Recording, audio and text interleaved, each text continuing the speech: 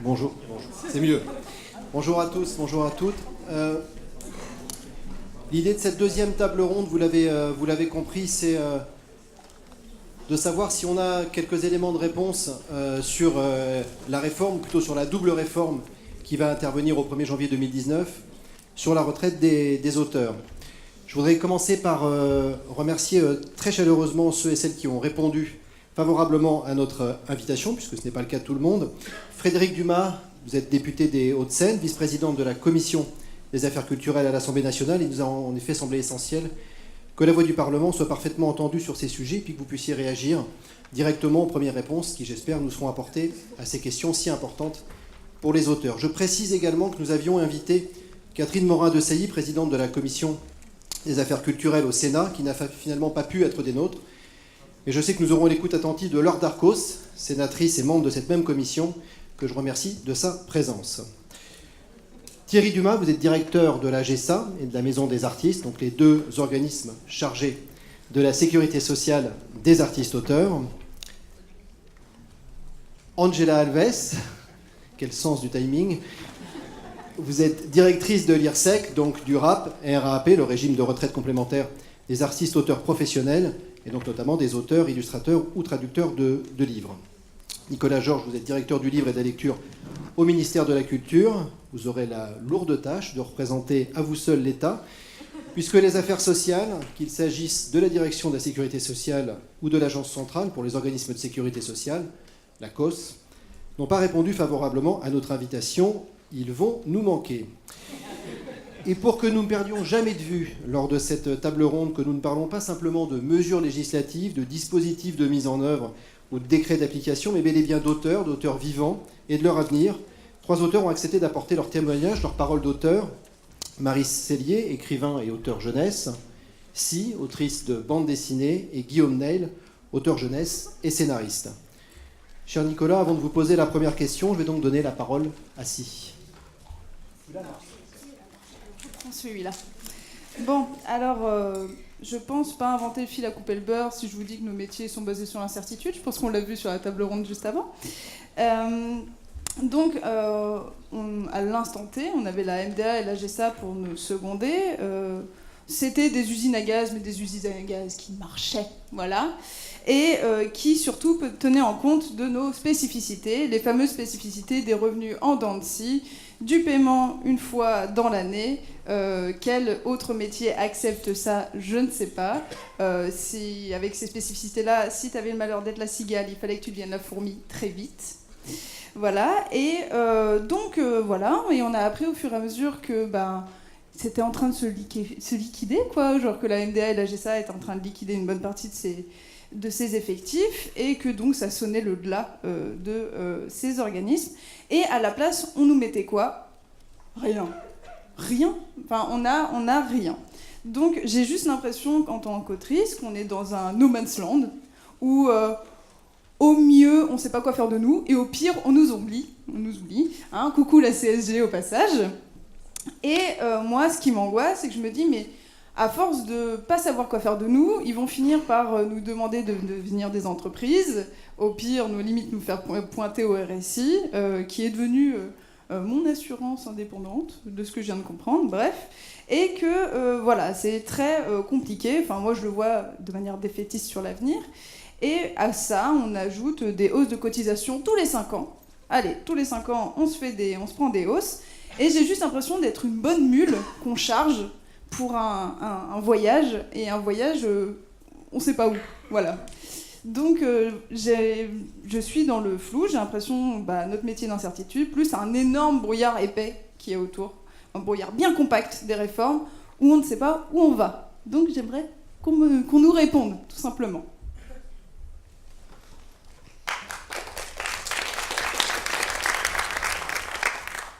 Alors le flou, on le partage.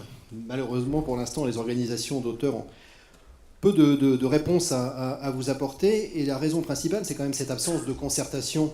Et je fais un très bref historique. En 2013 a été publié un rapport des inspections générales des affaires culturelles et des affaires sociales qui proposait notamment la fusion de la GESA et de la Maison des artistes, mais qui avait aussi dans son rapport une trentaine de propositions, dont certaines vont être mises en œuvre bientôt. On a eu en tout et pour tout, je crois, 3 réunions avec des cabinets différents, des gouvernements différents, où à chaque fois, les yeux dans les yeux, on nous a dit, mais on vous promet une concertation demain, la semaine prochaine, vous avez un calendrier de concertation qui n'est jamais arrivé depuis 2013. Promesse qui a été rappelée pourtant dans un courrier commun, le ministère de la Culture et le ministère des Affaires sociales en septembre dernier.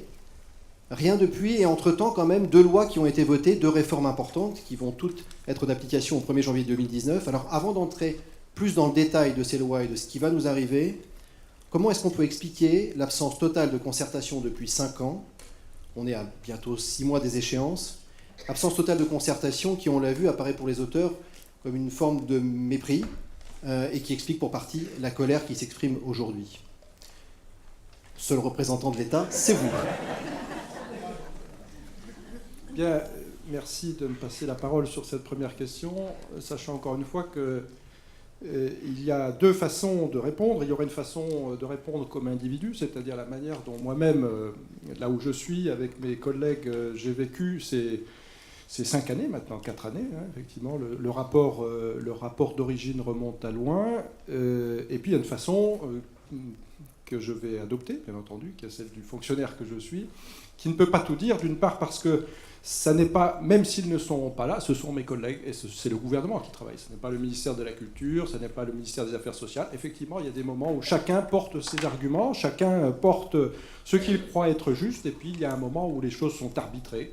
Et quand on est fonctionnaire, ben soit on s'en va, soit on obéit à ce qui a été arbitré par le Premier ministre. Et il y a eu un certain nombre d'arbitrages qui ont été faits, qui n'ont pas toujours été favorables, ou qui n'ont pas toujours été dans le sens de ce qu'on aurait souhaité.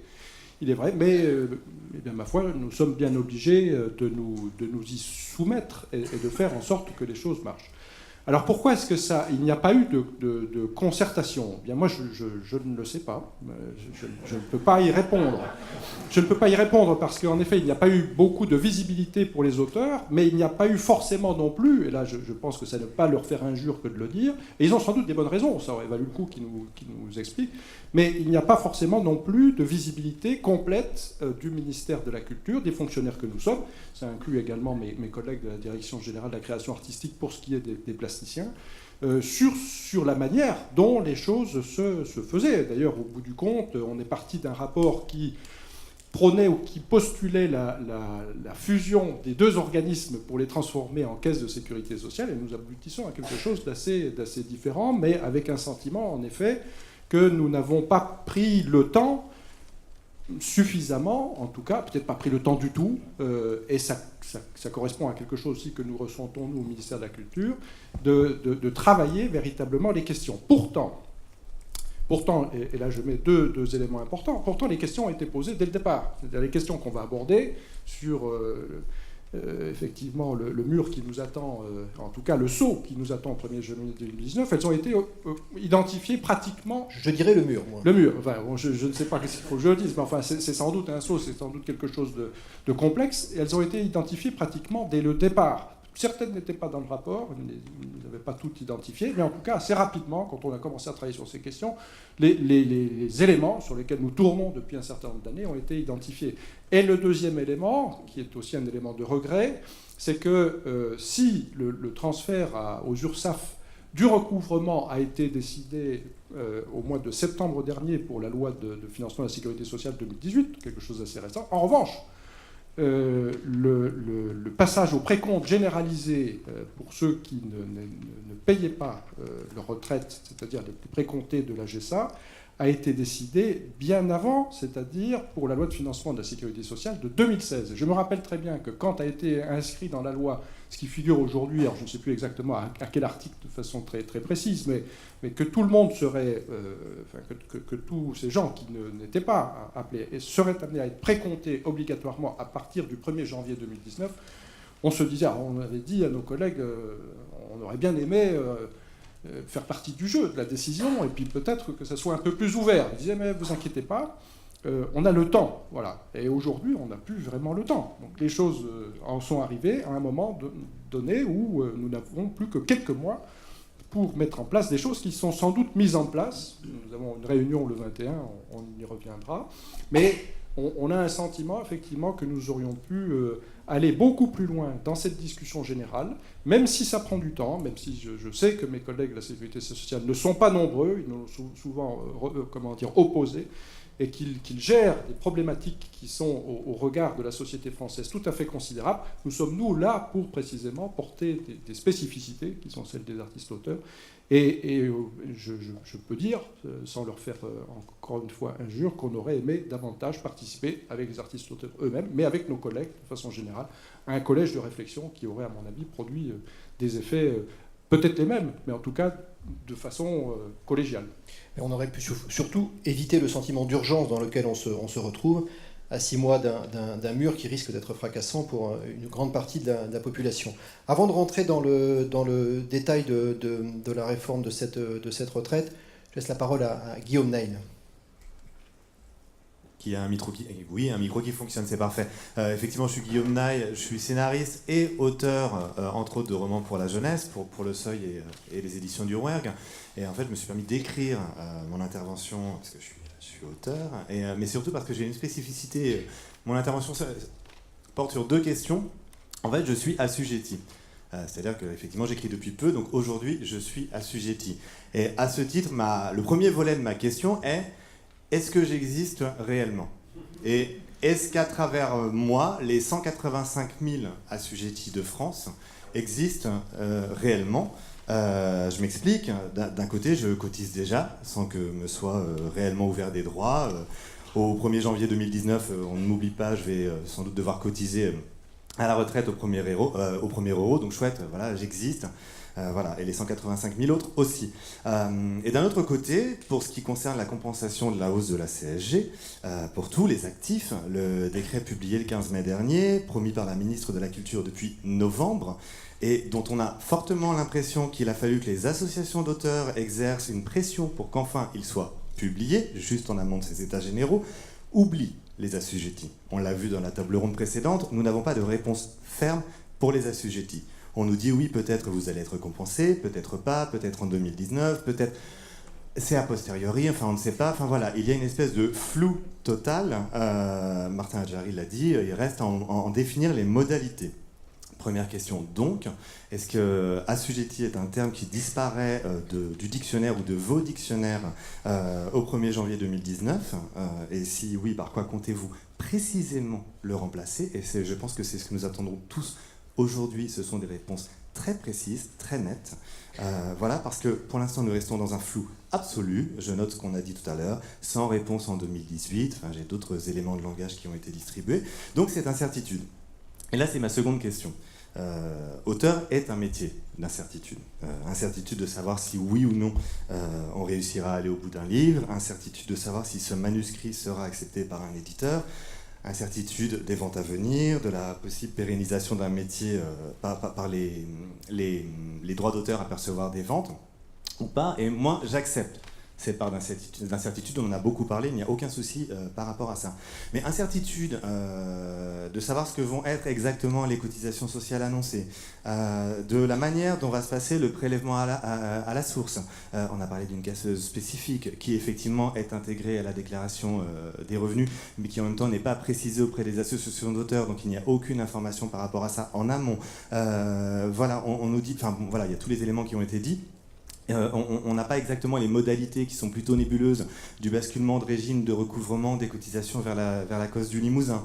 Voilà, toutes ces questions relèvent de la prérogative des pouvoirs publics, de l'État, des chaises vides qui sont ici présentes et que nous ne cessons d'interpeller en tant qu'association d'auteurs et d'autrices depuis longtemps. Et on a la sensation qu'en fait on bricole, on crée ce sentiment d'urgence alors que tout le monde est au courant depuis 5 ans, que rien ne se passe, qu'on tergiverse, qu'on ne sait pas. Et en fait nous sommes le 22 mai 2018, tout doit changer au 1er janvier 2019, soit dans 7 mois, et nous n'avons aucune réponse ferme. Et donc ma deuxième question, elle n'est pas forcément agréable à entendre, elle s'adresse à vous parce que vous êtes présents à cette table ronde, mais aux chaises vides, mais à tous les gens qui sont concernés et aussi aux intervenants qui sont intervenus juste avant. Voilà, moi mon métier c'est d'écrire des livres, j'essaie de continuer de le faire dans de bonnes conditions. Cet après-midi je n'écris pas, car je suis là pour vous interpeller, Mais j'espère prendre ce temps au nom de toutes celles et tous ceux qui veulent continuer d'écrire, et par ricochet, toutes celles et ceux qui veulent continuer d'éditer, de distribuer, et bien évidemment de lire des livres. Voilà, mon métier c'est d'écrire, le vôtre. Votre métier, votre fonction, c'est de définir le cadre de loi, d'établir les conditions de cotisation, de prélèvement, d'anticiper. Or, on a l'impression que la question du statut des auteurs et les modalités est vraiment... Enfin, je suis désolé de vous le dire, mais compte tenu du flou de tout ce qui a été dit avant, voilà, on a cette sensation que tout cela est traité en dilettante. En fait, ma question, c'est pourquoi tant d'amateurisme, pourquoi tant de désinvolture par rapport à une création artistique, par rapport à la situation sociale de 225 000 actifs en France. Donc quand pouvons-nous espérer, nous, avoir des réponses claires, certaines, pour pouvoir enfin reprendre le métier qui est le nôtre, à savoir écrire?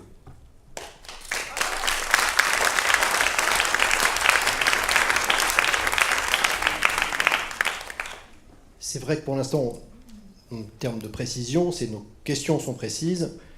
Les réponses, pour l'instant, le sont malheureusement un peu moins. Je crois qu'on ne peut pas remettre en question le travail qui est fait par le ministère de la Culture et son implication pour essayer de faire en sorte que les revendications des artistes-auteurs puissent avancer. Malheureusement, ils n'ont pas totalement la main. Je crois que c'est ce qu'expliquait Nicolas Georges. Et ceux qui ont peut-être un peu plus la main sur ces sujets, malheureusement, ne sont pas là aujourd'hui. Je signale aussi la présence de deux personnes du cabinet de Françoise Nyssen, donc Céline Léger-Dagnon et Claire Guillemin qui sont présentes. Donc je crois que du côté du ministère de la Culture, la prise de conscience est réelle. Maintenant, les questions subsistent et on est à 5 mois, 6 mois des échéances. Ces questions-là, peut-être d'ailleurs faut-il les lister pour qu'on les ait tous bien en tête.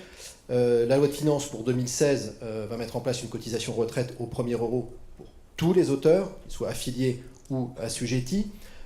Outre une baisse automatique, ça on en a la certitude, des revenus de 6,90% pour l'ensemble des assujettis, il y a plusieurs interrogations qui subsistent. La première, c'est qu'aucune garantie n'a été apportée à ce jour que cette hausse des cotisations ouvrirait bien de nouveaux droits pour tous. Est-ce que les trimestres ainsi validés vont s'agréger aux autres trimestres qui peuvent être validés sur une autre activité salariée? Est-ce que les montants cotisés vont venir s'agréger aux autres montants cotisés? Ça, c'est la première question. On n'a pas de garantie sur ce point-là. La deuxième, c'est les auteurs les plus pauvres, ou en tout cas ceux qui ont des revenus les plus irréguliers. Et aujourd'hui, peuvent cotiser, ils peuvent valider 4 trimestres, même s'ils n'atteignent pas le seuil d'affiliation. Est-ce qu'ils vont pouvoir continuer à bénéficier de ce dispositif suite à la réforme? Et si oui, sur quel montant? Est-ce qu'on va s'autoriser, à partir du moment où on aura validé cette réforme, qu'on puisse être, dans le cadre des auteurs, comme dans le cadre des salariés, et valider 4 trimestres avec 600 fois la valeur horaire du SMIC, et non pas 900 fois, comme c'est le cas aujourd'hui? Ça, c'est une spécificité à rebours qui est très défavorable aux auteurs. Troisième point, c'est les auteurs retraités. Les auteurs retraités vont désormais payer une cotisation vieillesse sur leurs droits d'auteur, des auteurs retraités à qui on a dit précédemment qu'ils ne pouvaient pas se faire de retraite sur la base de leurs revenus en droit d'auteur. Ils ont donc des revenus très modestes, pas de retraite souvent en droit d'auteur, mais ils vont devoir maintenant, au nom de la solidarité, cotiser pour les nouvelles générations sans revaloriser leur retraite. Là aussi, il faut quand même peut-être qu'il y ait une spécificité qui soit prévue par la loi. Quatrième point, c'est les auteurs qui seront désormais précomptés pour la cotisation retraite peuvent dépasser le plafond de la sécurité sociale. Parce qu'ils ont une multiplicité de diffuseurs, parce qu'ils ont une autre activité par ailleurs. Il va donc y avoir, au moment du précompte, le diffuseur ou l'éditeur qui ne sait pas qu'il surcotise et que l'auteur a dépassé le plafond, va donc surcotiser de manière totalement illégale pour cet auteur. Est-ce qu'il y a un dispositif qui est prévu pour éviter ça? Et si ce n'est pas le cas, est-ce qu'il y a un dispositif qui est prévu pour rembourser l'auteur, et si possible, le plus rapidement possible? Enfin, dernier point, il y a la question des auteurs qui étaient déjà affiliés. En 2019, est-ce qu'ils vont subir une double cotisation? On a entendu tout à l'heure qu'il y aurait une année blanche pour le prélèvement de l'impôt à la source. Est-ce qu'ils vont devoir avoir une double cotisation? Les auteurs qui sont affiliés aujourd'hui sont appelés à cotisation l'année suivante où ils ont leur revenu. Donc en 2019, ils vont être appelés à cotisation sur leur revenu 2018. Mais en 2019, ils vont aussi être appelés à cotisation par le précompte sur leur revenu 2019. Ils risquent donc de payer la même année 2 fois des cotisations. Est-ce qu'il est prévu un échelonnement de cette double cotisation, ou si ce n'est pas le cas, est-ce qu'on s'assurera bien que leurs revenus 2018 sont bien pris en compte dans leur retraite? Voilà 5 parmi une multitude de points et de questions. Encore une fois, la volonté des auteurs n'est pas de remettre en question la réforme. Il y avait une situation assez difficile pour un grand nombre d'auteurs qui découvraient au moment de la liquidation de la retraite qu'ils n'avaient pas cotisé pour leur retraite. On aurait peut-être pu le faire différemment. On a choisi l'option de faire cotiser tout le monde. Maintenant, ça ouvre un certain nombre de questions sur lesquelles nous, organisations d'auteurs, auteurs, artistes, n'avons aucune réponse. La faute en est principalement au ministère des Affaires sociales. Mais Nicolas, est-ce que vous avez des premiers éléments de réponse ? La faute principalement au ministère des Affaires sociales, sans doute que le ministère de la Culture, moi-même et mes camarades, n'avons pas été suffisamment éloquents pour pouvoir remporter le morceau. Et je ne veux pas, parce que je suis ici, en tout cas, échapper à toute responsabilité dans cette affaire. Et encore une fois, c'est la responsabilité du gouvernement. C'est le gouvernement qui choisit. Et nous sommes tous embarqués. Donc, je comprends parfaitement ce que vous pouvez nous dire. Et ça n'est pas très facile, en tout cas, je peux vous le dire, de faire les bilans de chaque année en se disant mais on a si peu avancé sur ce sujet. Et ce sujet, il est très complexe pour nous, il n'est pas facile de porter ces mois de discussion sans aboutissement, et sans aboutissement heureux. Parce que si vous êtes un aboutissement qui est même déplorable, au moins on sait quelque chose. Malheureusement, il y a toute une série de questions pour lesquelles on n'a pas forcément de réponse stricte à apporter. Alors déjà, je voudrais quand même dire qu'on n'est pas sur le statut social des auteurs dans le flou complet. Loin de là. Hein. Encore une fois, il y a... Alors j'entends parler de régime des auteurs, certes, mais Martin Hajdari a dit vous avez un régime qui, pour l'instant, est celui de l'assimilation aux salariés, au régime général. Il faut vraiment bien réfléchir avant de se lancer dans un plaidoyer pour changer de régime et pour avoir un régime ad hoc. Déjà, je pense qu'on n'est pas du tout dans le sens de l'histoire. Sans doute que la réforme des retraites à venir va montrer qu'on est vraiment totalement dans vraiment le contraire de ça. On est vraiment, de la part de nos collègues des affaires sociales, dans un alignement de toutes les professions, d'une certaine manière, vers quelque chose de plus simple et de plus général. Donc plus de régimes spéciaux, plus de spécificités, etc. Donc il faut ramer, en tout cas, pour essayer de garder des spécificités. Néanmoins, être adossé au régime général, alors même que le niveau des cotisations pour avoir des droits ouverts à plein est beaucoup plus faible, finalement, que si vous vous trouviez dans un régime d'indépendants, c'est quelque chose qu'il faut quand même prendre en compte. Et nos collègues, je ne vais pas porter, encore une fois, la question de mes collègues des affaires sociales, mais nos collègues nous disent, bah oui, mais ça coûte au régime social et à la solidarité interprofessionnelle de prendre en compte. Donc c'est quand même quelque chose de stable. Et il faut vraiment bien réfléchir avant de se lancer dans autre chose. Je pense que c'est quelque chose de bien fixe. Deuxième élément, il y a des choses qu'on connaît et qu'on ne connaissait pas, qui ne sont sans doute pas agréables, mais enfin des décisions ont été prises. Il y a une décision qui a été prise pour la loi de finances de 2016, sécurité sociale, c'est de faire en sorte que tout le monde cotise, désormais. Donc à partir du 1er janvier 2019, tout le monde cotisera sur tout type de revenus. Ça, c'est une certitude. Sauf si peut-être qu'on aura l'occasion, sauf si. Bon. Deuxième élément, quelque chose qu'on ne voyait pas du tout, je veux dire que Thierry Dumas qui est là pourra témoigner, c'est qui sera chargé d'amortir, enfin d'absorber cette réforme du point de vue de la perception des cotisations. Ben, jusqu'à il n'y a pas très longtemps, on ne savait pas. Et franchement, je ne le savais pas. Et bien maintenant, on sait que c'est transféré aux URSSAF. Alors on peut dire le regretter. On peut regretter la perte, effectivement, de lien entre une profession très spécifique et des associations qui avaient été créées pour répondre aux besoins de ces professions spécifiques. Et je peux partager tout à fait ça. Mais néanmoins, on a une réponse, et cette réponse, elle est là. En revanche, on a toute une série d'incertitudes, bien entendu, qui viennent précisément de cette dernière décision.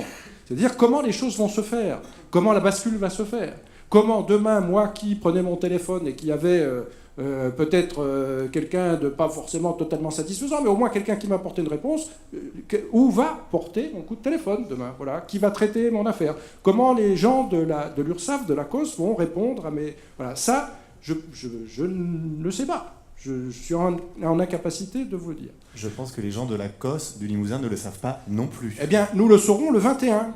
Le 21 juin. Voilà. Le 21 juin, encore une fois, je voudrais dire que dans l'idée de la ministre de la Culture, ce n'est pas une réunion d'information. Hein. Ce n'est pas pour vous dire, voilà, vous allez manger aux petits oignons, la sauce, elle va être comme ça, basta, rendez-vous 1er janvier 2019. Non, vraiment, nous allons porter Et je souhaite, j'espère, et on va faire en sorte, cette fois-ci, d'être des bons fonctionnaires, de faire en sorte que toutes ces questions-là soient posées et qu'on puisse avoir des réponses. Encore une fois, des réponses qui soient négatives ou positives, mais au moins avoir des réponses.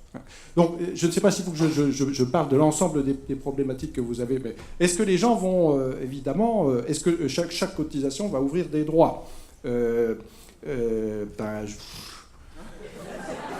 Voilà, c'est-à-dire que ce que nous portons, c'est évidemment que toute cotisation ouvre des droits. C'est quand même le truc le plus basique qui puisse... Mais, encore une fois, Rémi vous l'a dit, il y a des tas de choses techniques derrière. Donc ça veut dire quoi, ouvrir accumuler des droits en cotisant davantage? Ça veut dire avoir la capacité de gérer des systèmes, d'apparier des bases différentes quand les gens ont des professions multiples. Or, on sait très bien que pour les auteurs, très souvent, on est dans le cadre de professions multiples. Donc, qu'est-ce qu'on pourra le faire? Quand on est dans le régime du salariat, je suppose qu'on pourra agréger l'ensemble. Quand on est dans des sphères différentes, avec parfois des gens qui ont un travail indépendant pour telle chose et un travail assimilé salarié pour l'autre, je ne suis pas du tout sûr qu'on puisse le faire. Peut-être que si, je ne sais pas. Mais enfin, les seules personnes qui pourraient le dire, peut-être que ce sera Angela Alves, mais ce seraient mes collègues de la Sécurité sociale. Bon, et ça, j'espère qu'ils nous le diront effectivement le 21.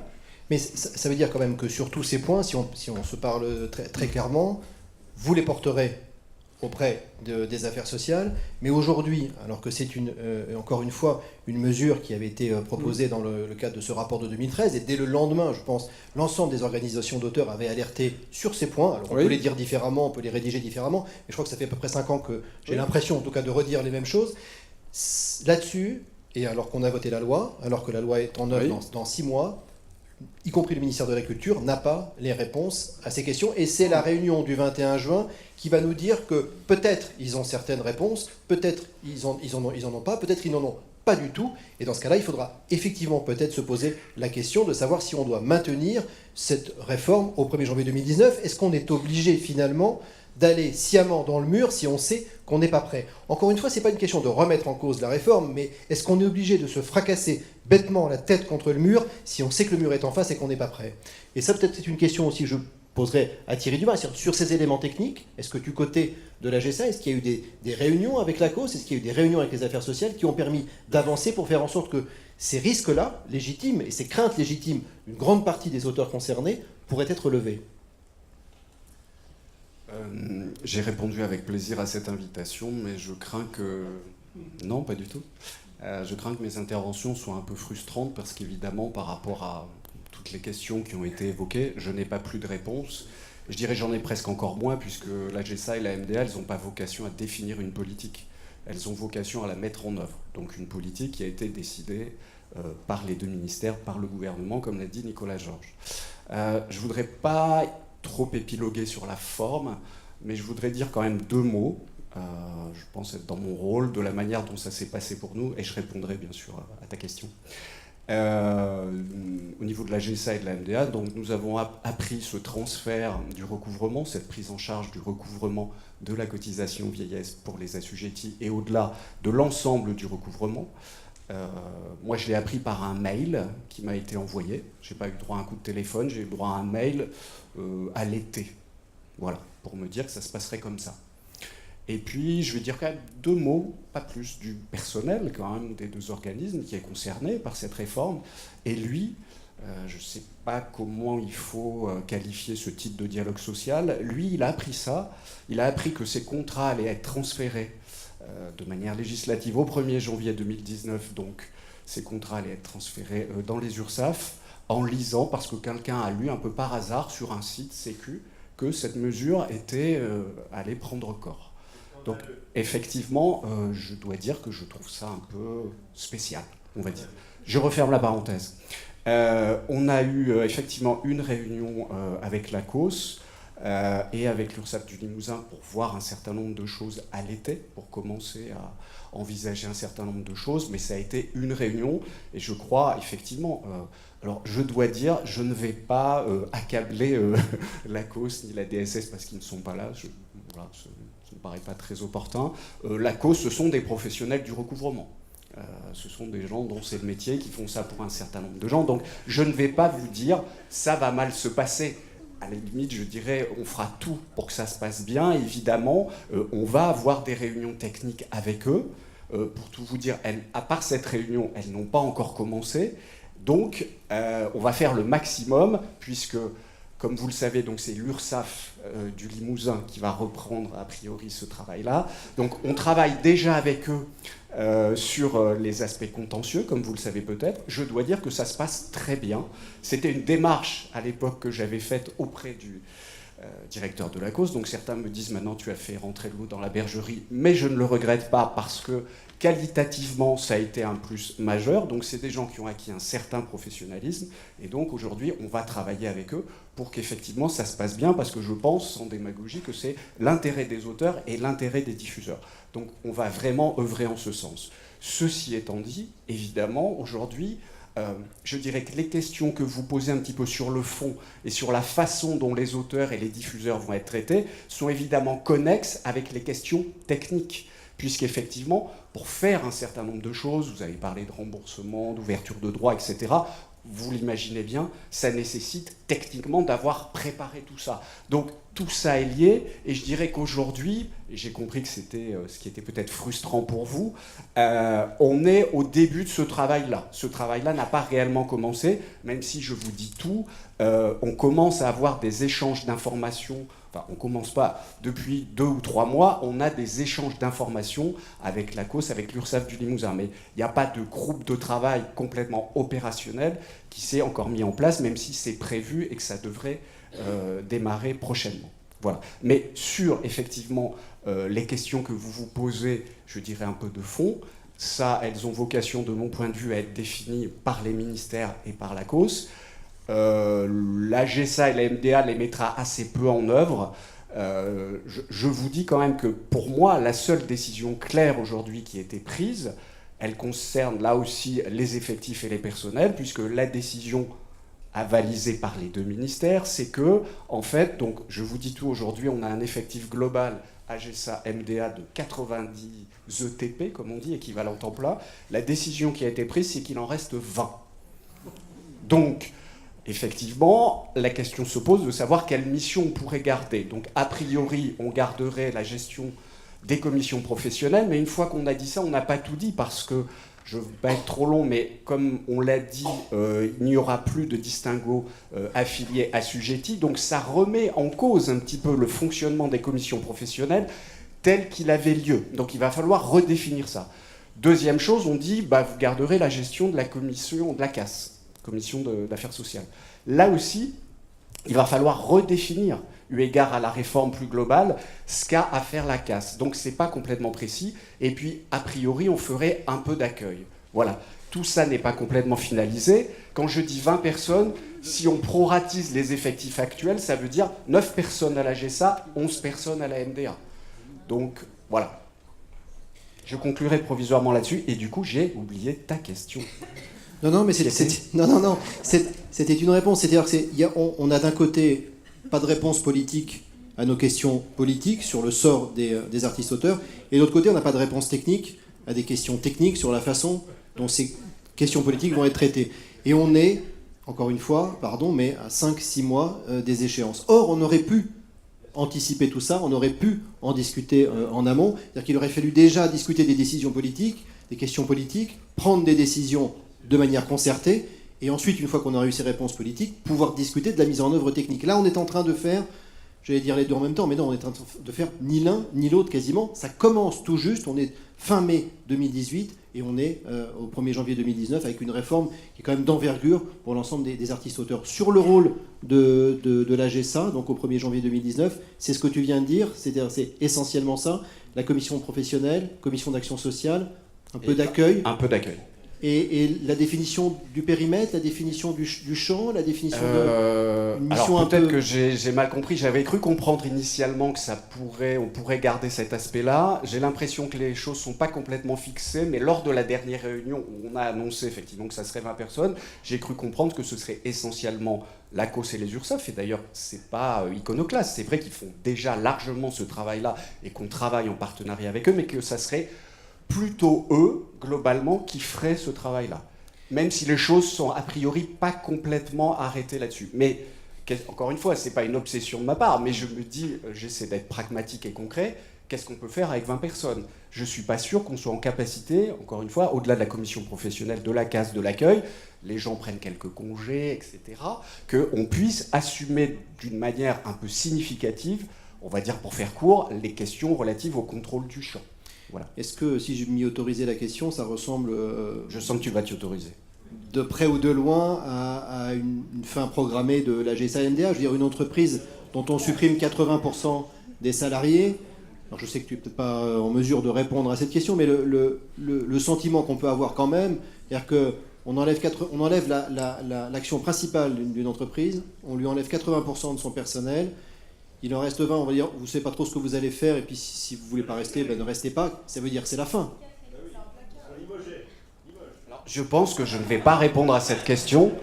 Mais si je faisais un peu d'humour, je ne vais pas pouvoir m'empêcher. Je dirais peut-être ce qui est rassurant, c'est qu'a priori, il devrait y avoir 2 conseils d'administration qui devraient prendre le relais de l'administratrice provisoire avec une vingtaine de personnes. Donc on aurait 2 conseils d'une vingtaine de personnes et 20 salariés.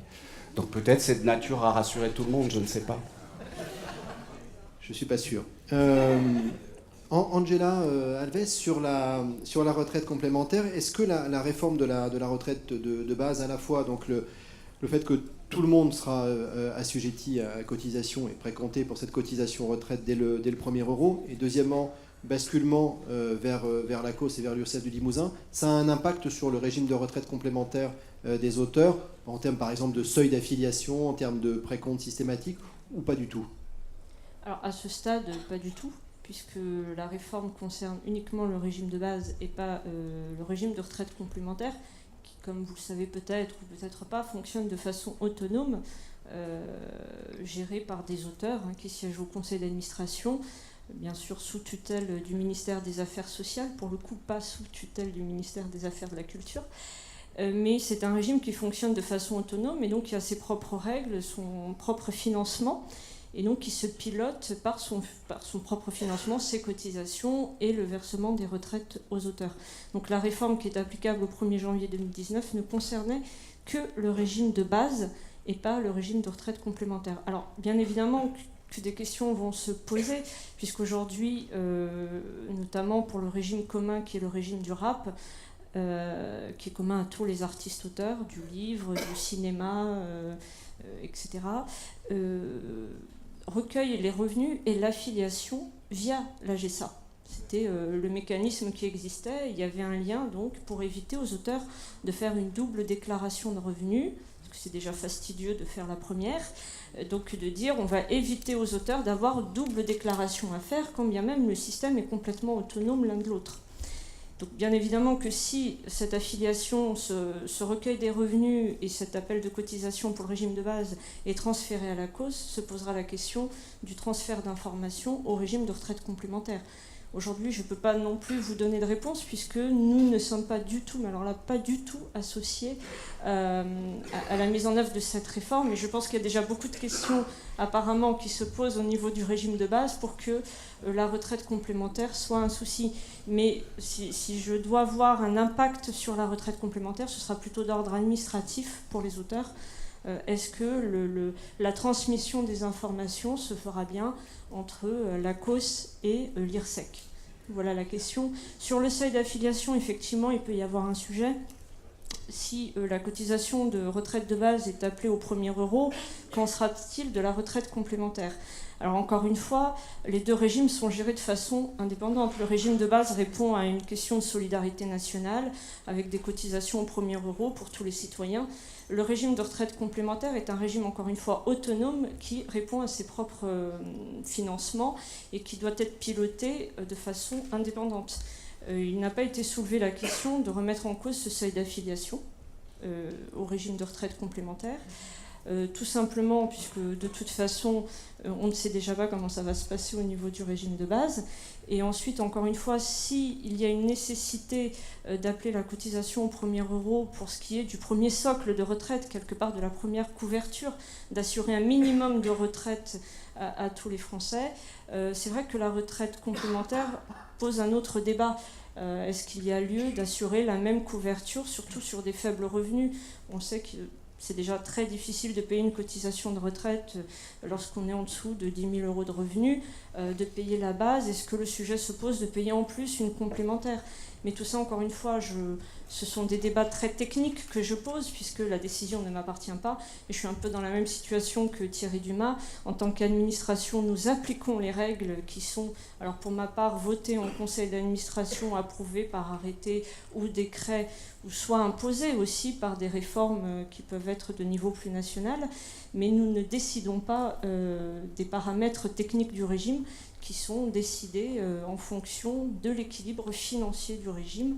Mais aujourd'hui, il n'y a pas eu de sujet sur la suppression du seuil d'affiliation, d'autant plus qu'il y avait eu la volonté, au contraire manifestée par les organisations professionnelles, de maintenir ce seuil d'affiliation et de permettre par contre aux personnes qui étaient en dessous de pouvoir cotiser volontairement, mais que ce ne soit pas une obligation. Voilà. Donc on resterait sur un système où en fait les 260 000 artistes-auteurs seront précomptés à la fois pour les cotisations sociales et pour la retraite de base, mais seule une partie d'entre eux, ceux qui dépasseront le seuil d'affiliation au régime de retraite complémentaire, seront appelés à cotisation sur ce régime de retraite complémentaire. C'est bien ça qui se passera au 1er janvier 2019. Au 1er janvier 2019, il ne peut pas se passer autre chose puisque rien n'a été voté en sens contraire. Donc il y a un seuil d'affiliation qui est là. Voilà. Après, est-ce que plus tard, il y aura une demande de la base des organisations professionnelles de dire qu'il faut assurer le recouvrement de tous les auteurs dès le premier euro pour la retraite complémentaire? Je pense que le conseil d'administration étudiera la question en fonction aussi, encore une fois, de l'équilibre du régime. Mais aujourd'hui, ce n'est pas le sujet. Il n'y a pas cette volonté de remettre en cause ce seuil d'affiliation. En tout cas, ce souhait n'a pas été exprimé ni en conseil d'administration, ni par les organisations professionnelles. Pas de problème non plus pour le fait de prendre en charge une partie des cotisations retraite via la SOFIA et via le droit de prêt en bibliothèque. Ça non plus, il n'y a pas de raison que ça pose de difficultés dans le cadre de cette première réforme au 1er janvier 2019. C'est pareil. D'accord. Alors parmi les conséquences de la disparition au 1er janvier 2019 de la distinction affiliée assujettie, il y a la question de la nécessaire révision de la circulaire dite revenus accessoires, même si elle ne parle pas que des revenus accessoires. Et avant de vous entendre peut-être les uns et les autres sur le sujet, je passe la parole à Marie Cellier. Alors, les revenus accessoires, c'est mon dada, tout le monde le sait, ceux qui me connaissent, bon, voilà, je ne parle que de ça, n'est-ce pas? D'abord, j'aimerais saluer tous les auteurs qui ont pris une demi-journée pour venir nous participer à ces états généraux, bénévolement. Hein. Bon, donc, merci d'être là. Hein. Donc, nous ne demandons pas l'aumône, nous demandons de pouvoir être rémunérés quand on veut nous faire travailler. Il ne vous a pas échappé qu'il y avait de plus en plus de salons du livre et que dans ces salons du livre, il n'y avait pas que des livres, il y avait des auteurs. Et que ces auteurs, on attendait d'eux, qui parlent de leur œuvre, qui parlent de leur cuisine d'auteur et qui se prononcent aussi sur la société et qui donnent leur avis d'auteur. Et puis, vous savez également que les auteurs sont de plus en plus sollicités dans les écoles, dans les collèges, dans les lycées, dans les facs, pour soit rencontrer les jeunes, soit mener des ateliers d'écriture. Et tout ça est très bien et va dans le bon sens. C'est d'ailleurs extrêmement soutenu par les pouvoirs publics. Hein. L'EAC, l'éducation artistique et culturelle, fait partie des priorités du gouvernement. Donc, pas de problème. Ben si, il y a un gros hic. C'est cette circulaire de 2011 qui était un compromis hein, lorsque nous l'avons négocié, qui devait être révisé 3 ans plus tard, c'est-à-dire en 2015, qui ne l'a pas été, et qui aujourd'hui n'est plus adapté à la réalité, et qui pose des problèmes à tout le monde, qui pose des problèmes d'abord aux diffuseurs, à ceux qui nous invitent. C'est-à-dire qu'ils ne peuvent pas rémunérer de la même façon les auteurs en fonction de leur statut d'assujetti ou d'affilié. S'ils sont affiliés, ils auront droit à des revenus accessoires, c'est-à-dire qu'ils auront le droit d'être payés en droit d'auteur pour un certain nombre d'activités. Ils auront le droit de mener des ateliers d'écriture. S'ils sont assujettis, alors ils n'ont pas le droit de venir parler de leur œuvre en public, sauf à être payés en salaire. Mais vous imaginez bien que ça pose des problèmes de de budget, parce que c'est pas la même chose, et ils n'ont pas le droit de mener non plus d'ateliers d'écriture payés en droit d'auteur. Bon, il y a d'autres raffinements. On sait aussi que même les assujettis sont limités, puisque il ne faut pas que le total des revenus issus de ces activités accessoires soit supérieur à 80% du seuil d'affiliation à l'AGESA, mon Dieu. Hein. Et puis que sur 3 ans cumulés, ça ne dépasse pas 50% des revenus de droit d'auteur. Un véritable casse-tête. Aujourd'hui, ce qu'on demande, c'est que quand on est invité en tant qu'auteur, on puisse être rémunéré en droit d'auteur. C'est-à-dire on n'est pas auteur le matin quand on vous y invite et plus auteur à midi ou le soir quand on intervient. C'est pas très compliqué. Je pense que ça coûte vraiment, vraiment pas cher, que ça serait un geste fort en direction des auteurs. Et je me demande pourquoi, alors que ça fait au moins 3 ans qu'on demande que cette circulaire soit élargie, que rien ne se passe. Nous avons le document, il est prêt, nous l'avons travaillé avec toutes les associations d'auteurs et en lien avec les services du livre et de la lecture. Qu'est-ce qu'on attend ?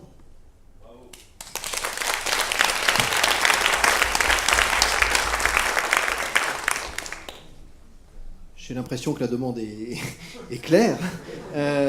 On demande une révision et une simplification de cette circulaire. On a eu là aussi sur ce sujet une fois une réunion qui n'avait pas été conclusive malheureusement, et depuis plus rien. Est-ce que c'est un sujet que vous portez au ministère de la Culture et auquel vous vous heurtez à une non-réponse de la part des affaires sociales? Est-ce que c'est quelque chose qu'on met dans la balance? À la limite, tous les autres sujets sont plutôt des craintes, des interrogations. Là, c'est un souhait positif de la part des auteurs. Profitons de cette réforme pour obtenir quelque chose qui soit bénéfique aux auteurs. Peut-être sur ce sujet, Nicolas, une réponse, et puis Frédéric Dumas, si vous voulez intervenir aussi voilà, dans le parlementaire. Oui, je ne sais pas si ça marche pour celui-ci. Le commentaire va être assez rapide, puisque, comme le disait Marie Cellier, nous avons largement travaillé de concert sur cette problématique qui est pratiquement aussi ancienne que l'ensemble du dossier. Et nous avions d'ailleurs défini, même à plusieurs reprises, un calendrier de travail interministériel qui avait été sanctionné par nos cabinets. Alors, la mémoire m'échappe, mais ça remonte déjà à un certain nombre d'années, et qui faisait que nous avions effectivement à dérouler, et nous étions engagés tous, ministères concernés, à travailler sur ces questions. Et bien entendu, il y avait la question des revenus connexes à l'activité d'auteur qui figurait en bonne part. C'est un sujet qui, alors je parle sous le contrôle aussi de mes collègues de la DGSA, est relativement consensuel maintenant autour de la table pour l'ensemble des praticiens, qu'ils soient artistes ou qu'ils soient auteurs de l'écrit ou d'autres disciplines artistiques. Et en effet, c'est quelque chose qui est mûr pour être travaillé, être engagé. Alors pourquoi ça n'a pas été fait? Je reprendrai les explications, ou sans doute les interrogations que j'ai formulées au début de cette table ronde. Ce qui est sûr, c'est que nous avons réussi à inclure cette discussion sur les revenus connexes dans la lettre de mission dont il a été question précédemment, confiée aux 2 inspections, IGAC et IGAS, qui a été signée très récemment, et sans doute, je le confirme, sous la poussée, évidemment, conjointe de l'ensemble des associations d'auteurs et des auteurs qui se sentent concernés par cette problématique. Il est dit par ailleurs que les inspecteurs s'appuieront sur, ma foi, une mention qui était faite dans la fameuse circulaire, qui était qu'un audit devait être fait effectivement du fonctionnement de cette circulaire par le directeur de l'AGESA. Et donc je pense, j'espère en tout cas, et j'en suis presque certain, que Thierry Dumas fera une première analyse effectivement de la matière, qu'il pourra en tout cas partager avec les deux inspecteurs qui seront désignés pour cette affaire-là, et qu'elle sera traitée comme elle se doit, et nous l'espérons dans le sens de l'ouverture qui a été demandée.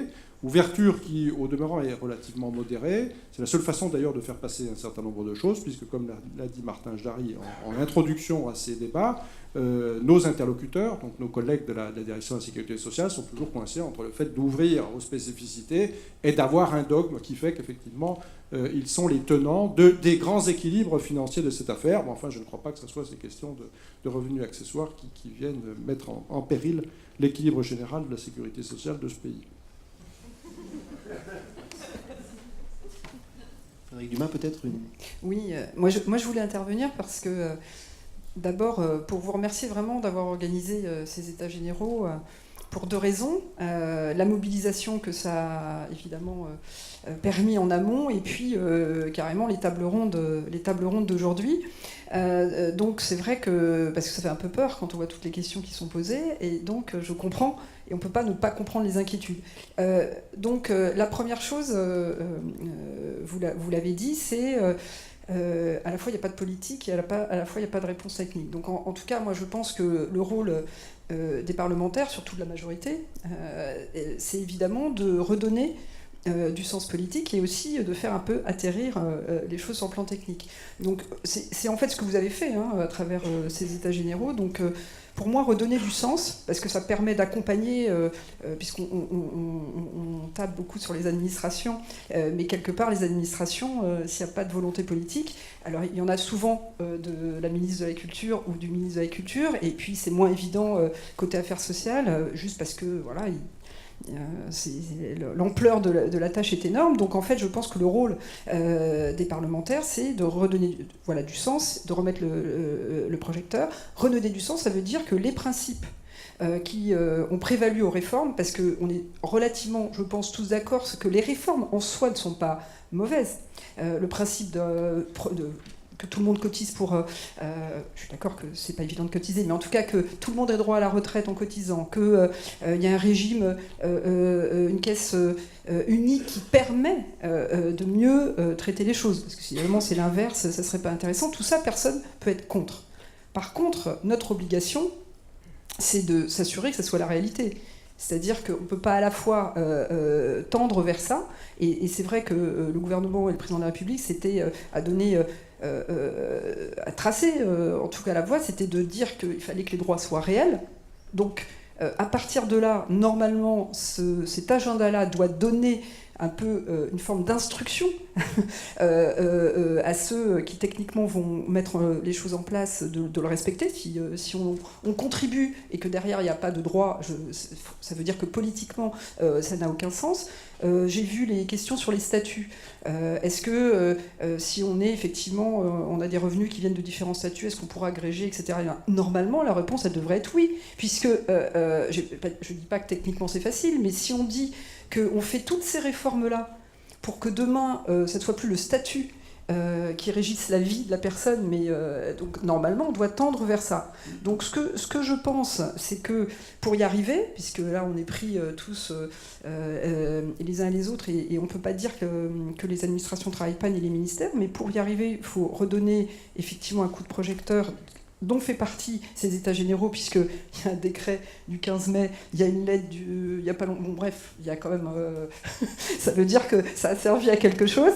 Mais moi, je voulais aller plus loin pour dire que, vu l'ampleur des sujets, et qui sont effectivement pas encore traités, je pense que la première chose, c'est qu'on l'appelle concertation. Alors, négociation, je vois pas très bien, parce que négociation, ça voudrait dire qu'il y a quelque chose à négocier. Là, il y a juste à tenter de faire atterrir les principes qu'on a émis. Donc ils doivent atterrir normalement.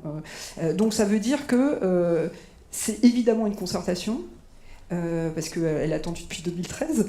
C'est évidemment une concertation, mais là, une demande, bon, je vais voir si j'essaie de poser une question d'actualité demain au gouvernement, on verra si elle sera retenue, mais moi je pense que c'est pas une seule réunion, même si c'est bien la réunion du 21 juin, c'est presque, vu ce que vous avez dit, c'est un séminaire. Non mais entre nous, c'est... parce que c'est pas de la concertation, c'est vraiment du travail. C'est-à-dire qu'on voit tous, moi ce que je trouve qui est frappant, c'est qu'il n'y a pas de conflit entre les uns et les autres. Tout le monde veut à peu près la même chose, la seule chose c'est que tout est dans les détails. Donc c'est dans le travail, c'est autour, comme vous l'avez fait là, que ça oblige à se donner une obligation de résultat, et donc pour moi c'est un séminaire de travail intense qui permettra de tirer les conclusions de ce à quoi on arrive, ce à quoi on n'arrive pas.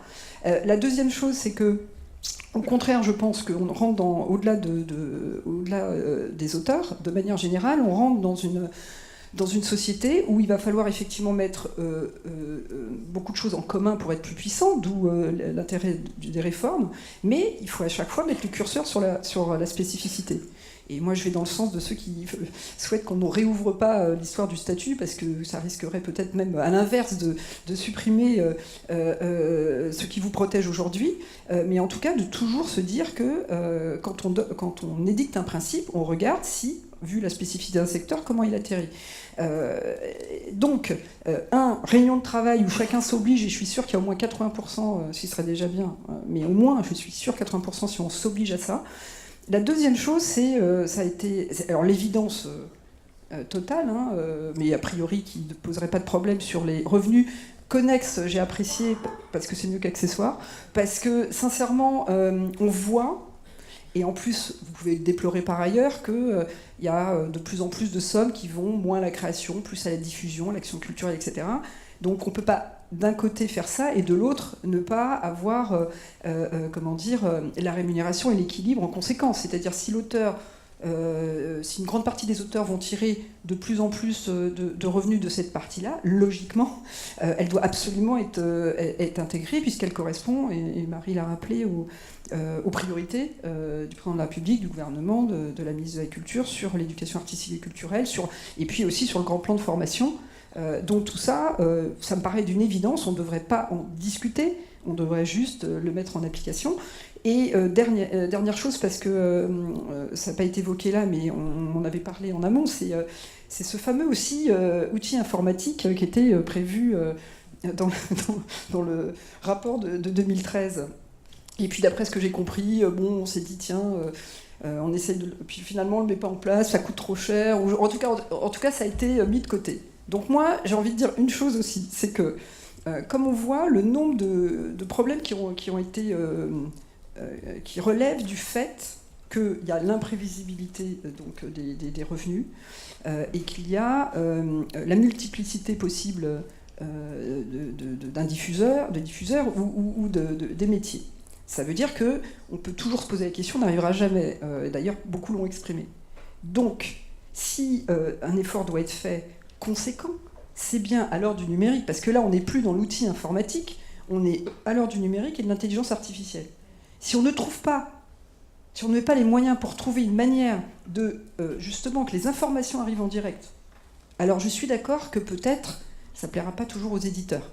Mais à un moment donné, il y a beaucoup d'informations qui peuvent arriver beaucoup plus en direct maintenant, qui permettrait justement qu'au lieu qu'on trouve des espèces de trucs hyper compliqués pour comment on rembourse, est-ce qu'on rembourse, à quel moment, parce que déjà c'est un peu aberrant, puis c'est que de se dire déjà c'est hyper sympa si on rembourse au bout de 18 mois, non. Donc en gros, moi je trouve qu'il y a un effort à faire, c'est à l'heure où on peut obtenir en direct des informations, on les a sur tous les réseaux sociaux sur comment on agit, c'est pas normal qu'on puisse pas... Non mais là je dis, le fait de savoir si on a vendu un livre ou pas, à l'heure du numérique, ça devrait quand même pouvoir Donc ce que je voulais dire, c'est que l'imprévisibilité liée au fait qu'on puisse pas avoir une idée... Non mais en tout cas il est à tous les niveaux, il est à ce niveau-là, il est au niveau d'un endroit où chacun d'entre vous, lorsque vous, puisqu'il y a ce problème de la multiplicité des diffuseurs ou des différents métiers qui fait qu'on ne sait pas dans quelle catégorie on rentre, si on peut le rentrer un moment en direct quelque part et que ça soit en direct là où c'est géré, je veux dire, franchement, je pense qu'il vaut mieux mettre tous les moyens là que d'essayer de trouver plein de... voilà. Donc moi, c'était un peu... il y a 3 choses que je voulais dire. Je pense que ce qui est hyper important, qui m'a frappé vraiment dans tout ce qui a été dit, c'est qu'il faut sortir de l'indifférence, parce qu'il y a quand même... je vois, tout le monde est ravi qu'enfin, éventuellement, on puisse avancer, et cette indifférence-là, elle n'est pas acceptable, mais elle est de la faute de personne, elle est de la faute du système, elle est plus de la faute des politiques, puisque quelque part, ni l'administration, ni les autres ne peuvent avancer si le politique ne donne pas des signaux forts. Et je pense que donc nous, on est là pour soutenir à la fois la ministre de la Culture, évidemment la ministre des Affaires sociales dans leur avancée. Et en tant que parlementaire, je pense que ça sera le cas aussi du Sénat, Laure Darcos est là, et de vous aider, en tout cas, à faire exactement ce que vous faites aujourd'hui et de mettre un peu la pression. Donc on peut compter sur vous. Oui.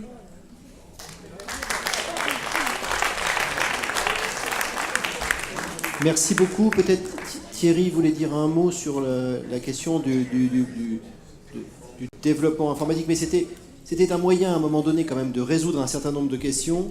Juste pour information, ça a été quand même balayé d'un revers de la main par le ministère des Affaires sociales.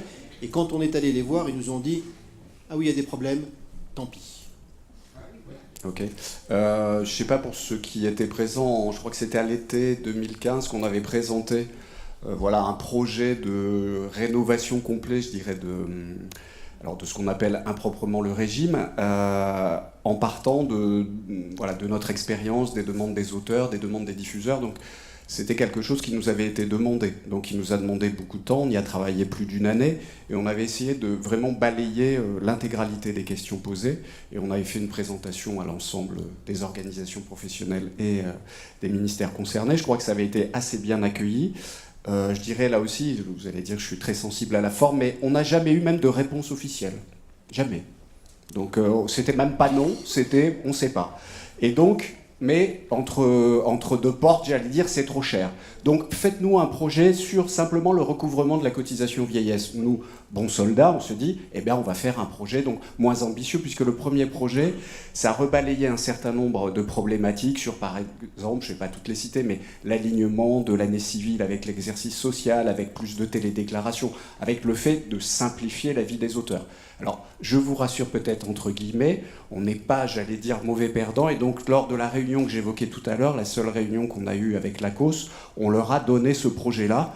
Voilà, pas parce qu'on estime que c'est l'alpha et l'oméga, bien sûr, et encore une fois, ce sont des vrais professionnels qui savent faire des choses que nous ne savons pas faire, sûrement, mais on s'est dit peut-être qu'ils pourront piocher quelques petites choses, et par exemple sur le remboursement, c'était des choses sur lesquelles on avait travaillé, voilà, je referme la parenthèse. Donc on a travaillé, je disais, sur un deuxième projet avec plus restreint, qui s'occupait simplement du recouvrement de cette cotisation vieillesse des assujettis de l'AGESA qu'on ne met pas en œuvre depuis une trentaine d'années.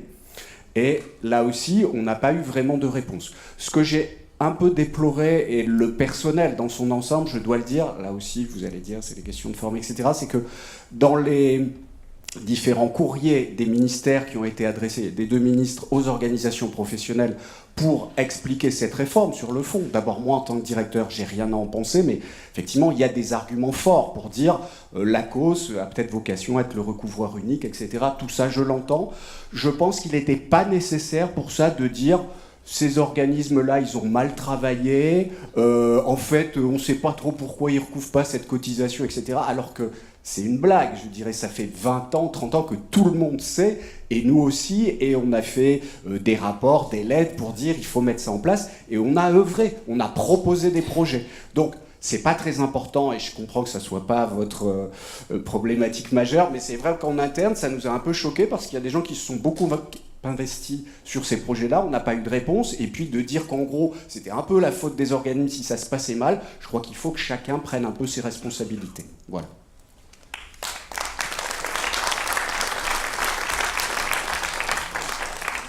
Ce qui est incroyable, c'est qu'on a l'impression d'être aujourd'hui quasiment dans la même situation qu'il y a 5 ans. Rien n'a quasiment... Sauf qu'on est tous là, pour la première fois. Rien n'a véritablement commencé. Alors j'ai l'impression peut-être que ces états généraux auront permis de lancer quelque chose. J'espère que ce n'est pas juste un feu de paille et que effectivement la réunion du 21 juin aura des suites, un séminaire, plusieurs séminaires, un travail à faire en commun pour éviter le pire à la fin de l'année. Vous avez parlé de redonner du sens, peut-être aussi faut-il nous redonner un peu de temps pour pouvoir mettre en place ces réformes ambitieuses. D'autant plus quand même, et je vous invite tous à aller regarder un peu ce qui se passe dans le cadre de la réforme du Haut Commissariat aux retraites, donc M. Delevoye qui était invité et qui aurait pu venir nous parler un petit peu des débuts de son projet, ne peut pas être des nôtres aujourd'hui, mais c'est un projet de retraite qui concerne tous les Français. Ça peut être, par rapport à tout ce qu'on vient de dire et qui est déjà très compliqué, avec beaucoup d'interrogations, ça peut être la deuxième lame qui arrive dans un avenir assez proche. Le principe de base de cette grande réforme, c'est que 1 euro cotisé ouvrira les mêmes droits à tous. Aujourd'hui, et au 1er janvier 2019, tous les artistes-auteurs cotiseront à hauteur à peu près de 7% pour une retraite de base qui est comme si vous aviez cotisé à 15% puisqu'on fait fi de la part employeur qui n'est pas versée. Demain, si vous cotisez à 7%, eh bien vous aurez des droits à la retraite qui seront en fonction de cette cotisation à 7% et non plus d'une cotisation artificielle à 15%. Donc de deux choses l'une, ou vous continuez à 7 et votre retraite de base, qui est déjà pas énorme, va être diminuée par 2, ou on vous demande de cotiser le double pour avoir l'équivalent de la retraite à 15%, ou on demande aux employeurs, aux diffuseurs, en l'occurrence aux éditeurs, de prendre la part employeur. Est-ce qu'ils sont prêts à le faire? C'est peut-être une question qu'il faudra poser dans une prochaine table ronde.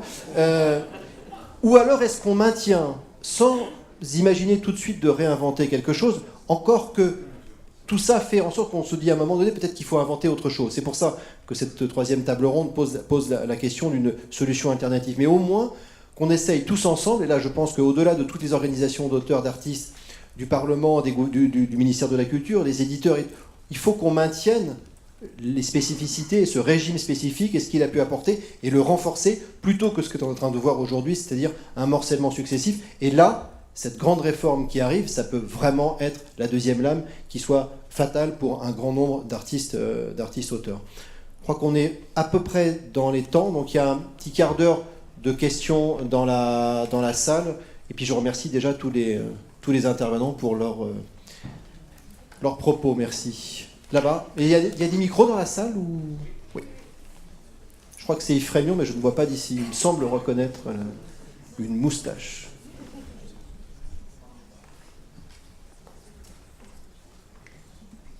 Merci. Comme je suis un des plus âgés de cette assemblée, je vais vous raconter une histoire très brève. Il y a plus de 40 ans que je publie des livres. Et quand j'ai débuté, alors d'abord je voudrais expliquer, je suis un auteur moyen, comme vous tous. De temps en temps, j'ai un livre qui marche un peu mieux, de temps en temps, je fais un bide. C'est pas grave, je suis un auteur moyen, comme la plupart des gens ici.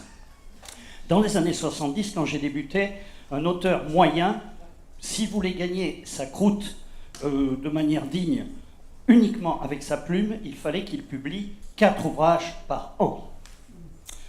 Aujourd'hui, 40 ans après, il faudrait en publier 7.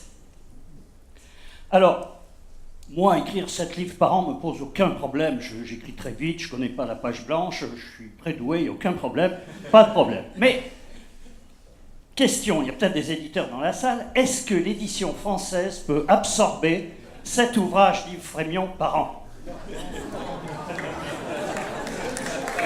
Est-ce que parmi tous mes amis qui sont dans la salle et qui lisent tous mes bouquins, est-ce que vous êtes prêts à lire 7 titres d'Yves Frémion par an? Est-ce que vous êtes prêts à lire 7 livres de chacun d'entre nous par an? Voilà, c'est tout ce qu'il y a à dire sur ce sujet.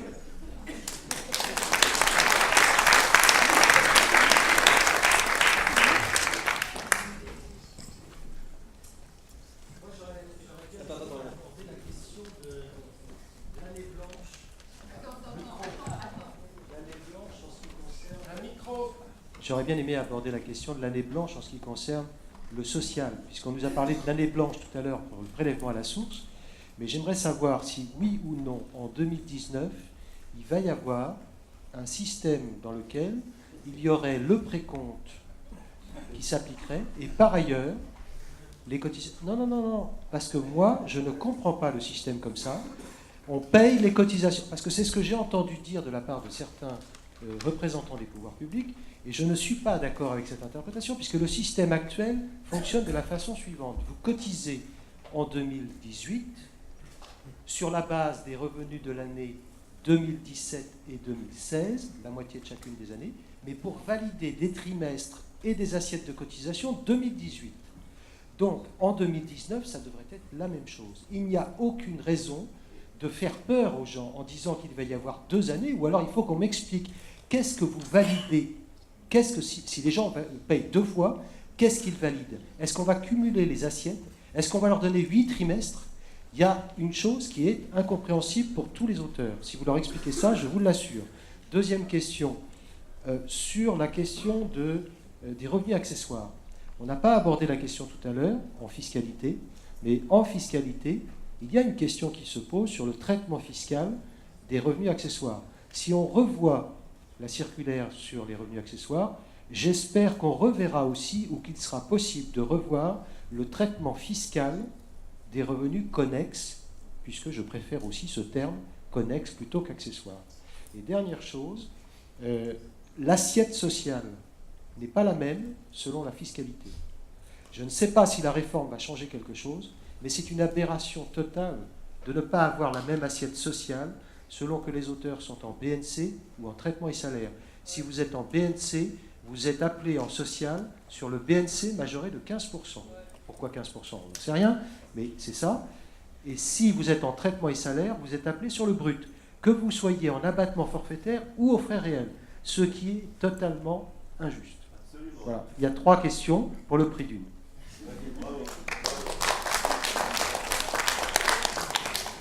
Je n'ai pas eu beaucoup de chance avec mes questions, moi, mais peut-être que toi, tu vas avoir des réponses plus précises. Non, parce que je ne veux pas obligatoirement précise, mais en tout cas sur les principes. Sur la double cotisation, c'est impossible, puisque c'est le principe de base de l'année blanche, c'est fait pour justement empêcher la double cotisation. Donc par rapport à ce qui était dit ailleurs, donc après la vraie question c'est, ça valide quoi? Voilà, ça c'est sûr que cette question-là, elle doit être dans le féminaire, mais en tout cas le fait qu'il n'y ait pas une double cotisation, c'est sûr. Je voulais juste... c'est sûr, c'est la base. Donc ils seront obligés de passer par là. Par contre, par rapport à ce qui a été dit à la table ronde d'avant, je n'ai pas très bien compris l'histoire du... c'est tout juste, il n'y avait pas on fait un cadeau de 75 milliards aux Français. J'ai cru comprendre ça. C'est complètement faux. Il n'y a pas de cadeau, puisque effectivement, ce qui sera payé en 2019 sur les revenus 2019, puisque ce sera la retenue à la source, pour les salariés en tout cas, ça sera donc pas payé en 2020, puisque si on avait été dans la situation d'avant, voilà. Donc en gros, c'est pas possible de présenter les choses comme ça. Par contre, soit quoi s'est engagé le gouvernement, c'est qu'il n'y ait pas effectivement, mais c'est normal, ce serait complètement aberrant, de double cotisation, mais il n'y a pas de cadeau fait à l'État de la part des contribuables, ça c'est sûr. Thierry ? C'est une chose qu'on a déjà évoquée à l'Assemblée Générale de l'AGSA, et je dis que je ne savais pas. Effectivement, ces questions-là n'ont pas été tranchées. Donc, Ah, d'accord. Et tu as eu des réponses D'accord. Moi, je... Et sinon, il va y avoir un problème aussi pour les nouveaux auteurs. Les nouveaux auteurs ne vont pas... Il y a un problème de logique. Il y a un problème de logique, mais ce point doit être éclairci parce que je vous signale quand même qu'apparemment, la cause dit qu'il y aura 2 cotisations à payer en 2019. Si ce n'est pas le cas, c'est quand même pas très adroit de la part de la cause qu'on nous présente comme des professionnels de vendre ça comme ça. Si on valide en 2019 les cotisations et les assiettes de 2019, il n'y a aucune raison de faire le précompte et les appels précédents. Voilà, c'est tout. C'est soit idiot, soit dangereux.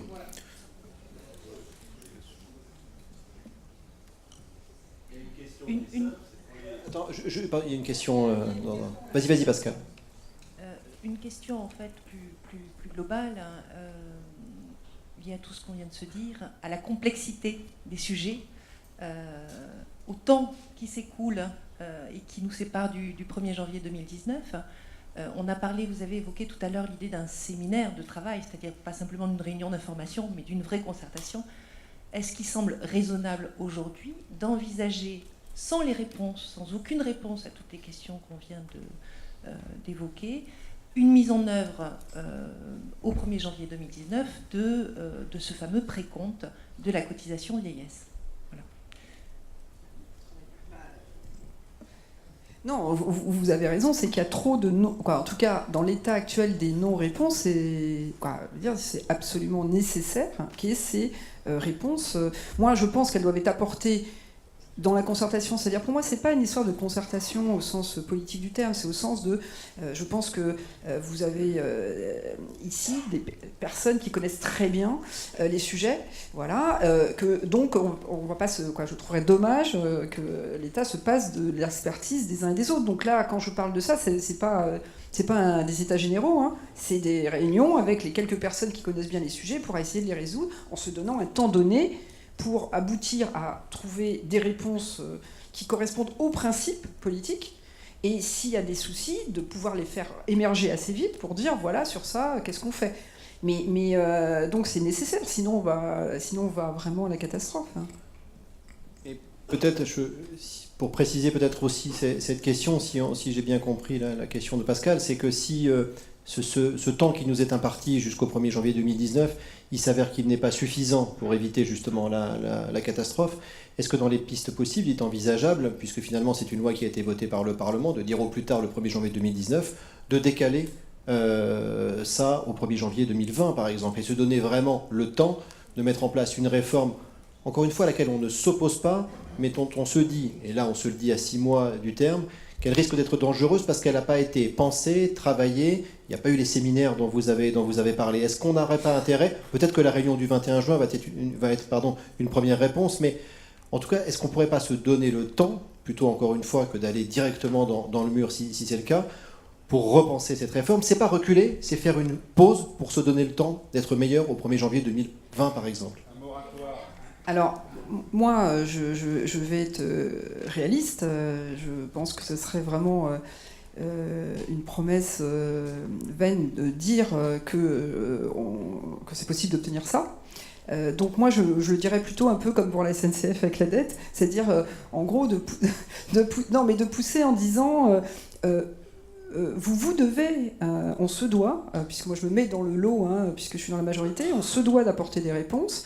Si on ne se donne pas les moyens de les apporter au minimum par du travail sérieux, effectivement, nous, peut-être que la représentation nationale, on pourra appeler un moratoire. Mais pour moi, c'est vraiment la dernière extrémité, parce que ce serait juste ridicule, parce que c'est une bonne réforme sur le fond. Donc quelque part, c'est juste se donner les moyens qu'elle intègre les spécificités. Donc effectivement, si jamais tout le monde s'en fiche et que c'est n'importe quoi, il faudra bien tirer la sonnette d'alarme. Mais il n'y a aucune raison, j'espère. On a encore le temps, parce que sincèrement, à la fois c'est demain, mais à la fois s'il y a un vrai travail, je sais pas, quand je dis séminaire, c'est juste pour dire c'est passer plusieurs heures ensemble, les uns les autres, pour trouver des solutions. Je pense que si on n'y arrive pas, ça veut dire qu'on n'y arrivera pas non plus dans je sais pas combien de temps. Donc non, mais ce que je veux dire, en tout cas réduire les sujets sur lesquels il y a un problème. Par exemple, quand je vous parle de l'outil numérique, j'imagine bien qu'il ne va pas se faire du jour au lendemain. Ce qui veut dire qu'il faudra trouver... en tout cas, il faut qu'il y ait une volonté qui se fasse avec des délais donnés à ceux qui sont chargés de le mettre en œuvre. C'est-à-dire, c'est là que j'allais dire faire de la politique, c'est aux politiques, aux parlementaires, aux ministres, de dire, voilà, je donnais des instructions. Parce que à la fois, les administrations ont besoin du politique pour avancer, et puis on sait aussi que les administrations, des fois, elles bloquent des choses. Bon, voilà, c'est les deux. Donc c'est au moins se donner les moyens. Oui, c'est une bonne réforme, mais pour le moment, si les modalités ne sont pas trouvées, c'est juste catastrophique pour les auteurs. Et là, les auteurs, aujourd'hui, ne peuvent pas absorber la totalité de ces cotisations seuls. Il faut inventer un système. Quand on parle de statut, parce que Nicolas, tout à l'heure, tu disais, bon, ben oui, il existe un statut, attention, ne pas le casser. Nous, on demande à ce que nous soyons accompagnés. Hein. On ne va pas pouvoir, ça c'est clair, il y a une paupérisation des auteurs, on ne peut pas absorber ces cotisations. Il y a des moyens, on va en parler dans la troisième table ronde, mais voilà, donc c'est absolument nécessaire qu'on mette ça sur la table. Hein.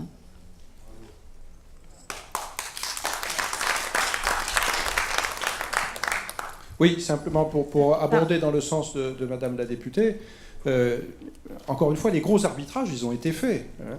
Donc ils ont été faits on peut le regretter, on peut regretter le sens dans lequel ils ont été faits, mais ils ont été faits. Après, les questions dont on parle, j'ai la faiblesse de penser que c'est des questions de techniciens. Franchement, c'est pas des questions très compliquées. On peut être contre le fait d'avoir tel... Voilà, je sais quelle ligne ils vont suivre, c'est clair. Je sais Enfin, je sais, non, il faut que j'en discute avec le cabinet, mais enfin, on sait à peu près quelle ligne on va tenir. Et puis, si on est des gens qui savent travailler, on sait trouver des solutions. Voilà, je ne comprends pas pourquoi ça n'a pas été plus vite.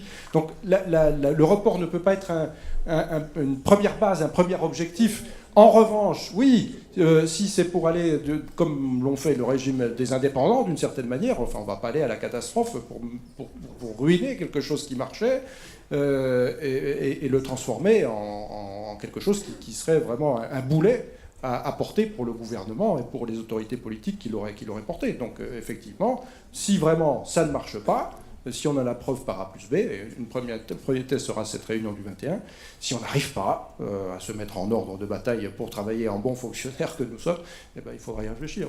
Excusez-moi, est-ce que je peux juste faire une remarque? Vraiment la dernière question et remarque. Hélène Frappa, je suis écrivain, je publie chez Actes Sud.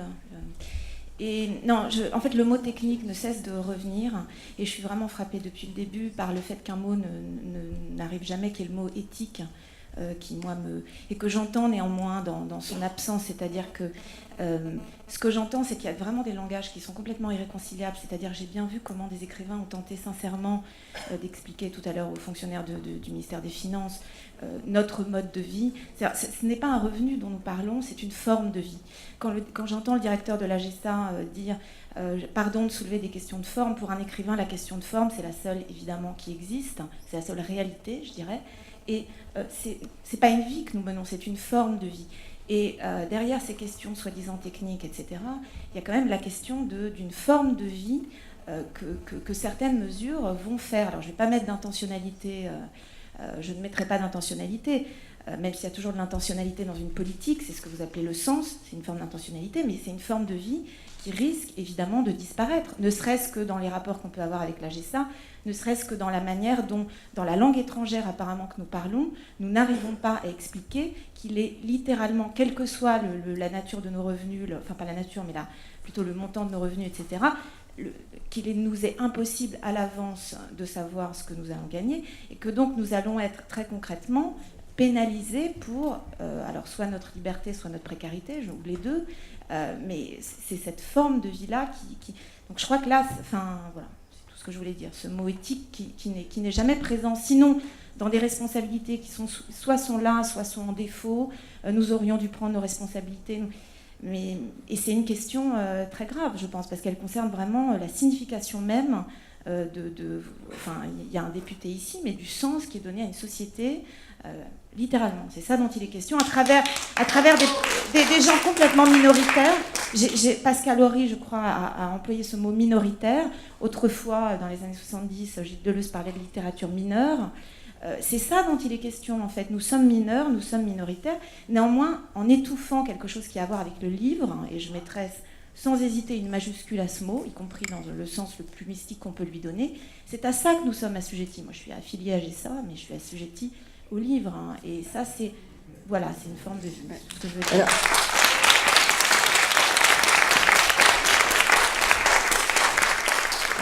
Justement, moi, je voulais quand même redire quelque chose par rapport à votre intervention. C'est très important de redonner du sens, et après on peut l'appeler éthique ou tout ce que vous voulez. Mais moi, justement, aujourd'hui, je voulais qu'on fasse les deux, parce que, franchement, les discours sur les auteurs, on les entend. Et le problème, justement, c'est de faire en même temps un discours sur l'auteur, je crois que ça a été dit par un auteur tout à l'heure, et en même temps d'atterrir sur le quotidien d'un auteur, parce que c'est vrai, on peut parler de forme de vie, etc., mais au quotidien, c'est quoi? Comment je paye ceci, comment je paye cela? Donc je dis qu'il y a les grandes idées, et il faut absolument les défendre, parce que si c'est ça qui rend le reste possible, etc. Mais il faut après, nous, en tout cas, on doit atterrir pour que ça se traduise dans votre quotidien, et que donc c'est par des mesures techniques qu'on permettra tout ça. Et je pense que si on ne fait pas les deux, c'est là où il y a un problème. Il faut faire les deux, il faut redonner du sens, parler d'éthique, mais en même temps, il faut quand même faire atterrir pour que tous les jours, ça soit concret pour vous. Et je pense que si on refuse de faire si on oublie la deuxième chose, c'est là qu'on se retrouve à la fin de l'année avec des grands principes, mais une catastrophe. Voilà. On va conclure. Je suis désolé, mais vous avez une dernière, vraiment toute petite question? Toute petite. La plus petite question que vous puissiez imaginer. Oui, alors je suis auteure jeunesse, je suis illustratrice, et en fait, moi, ce que j'aimerais savoir, c'est que depuis le début, on est en train de parler de cotisation. Moi, je suis très contente dans le principe de payer des cotisations et de prévoir une retraite, tout ça m'intéresse beaucoup. Seulement, en fait, j'ai pas vraiment les moyens de le faire. Et en fait, le monde de l'édition se porte bien et les auteurs vont mal. Donc peut-être qu'il faudrait aussi se pencher sur les éditeurs et la contribution qu'ils pourraient apporter très concrètement à leurs auteurs. Transition.